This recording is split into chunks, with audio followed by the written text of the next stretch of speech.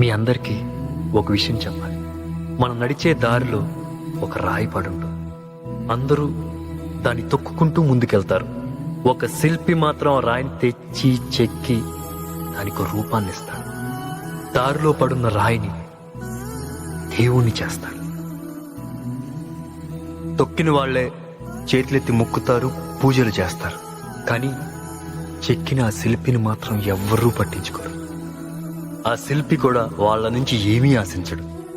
ఇంకొక రాయిని తెచ్చి దేవునిగా మలిచే పనిలో ఉంటాడు.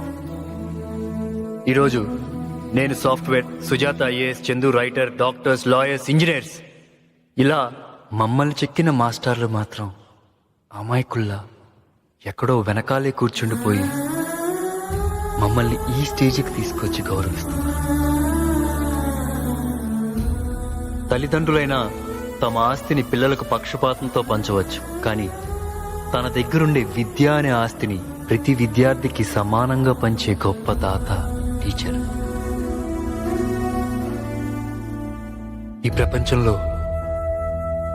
ఎవరెవరినో ఏవేవో చేసి వాళ్ళుగానే మిగిలిపోయేది ఒక్కరే, మన గురువులు.